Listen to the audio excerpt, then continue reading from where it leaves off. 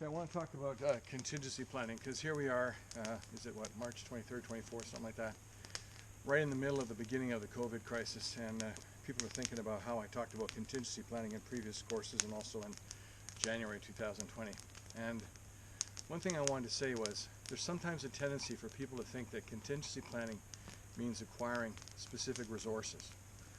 It could be, you know, extra batteries for your flashlight, or it could be some type of piece of equipment, or it could be a weapon because you're paranoid about being attacked, or it could be extra gas for the car, things like that.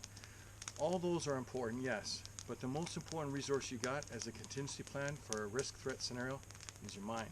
Okay, in fact, I could say the two most important things that can happen any day is that you got 6 hours sleep the night before, so you wake up and have some energy. You got a cup of coffee or some kind of stimulant to get your brain going and think. Because the greatest weapon you have is your brain to think out of a situation. Because that's what's going to get you through situations. And that's why we always talk about special forces guys who improvise, adapt, overcome. Because they can never tell what type of scenario is going to face them. You can't teach for every single type of situation.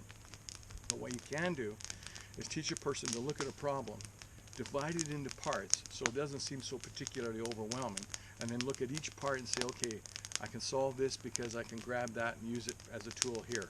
I can solve that thing because I actually don't really need a picture, I just need a map in order to get around there. And you start breaking things down into small parts and it looks more achievable. Especially if you can add in where you can get resources to solve each one of these component problems. So that's what I have to say about contingency planning and looking at risk situations and how you respond. Just to be calm, cool, and collected and not to panic. Because you're all smart enough to be at Seneca College. That should tell you one thing, for example, in terms of giving yourself some confidence, right?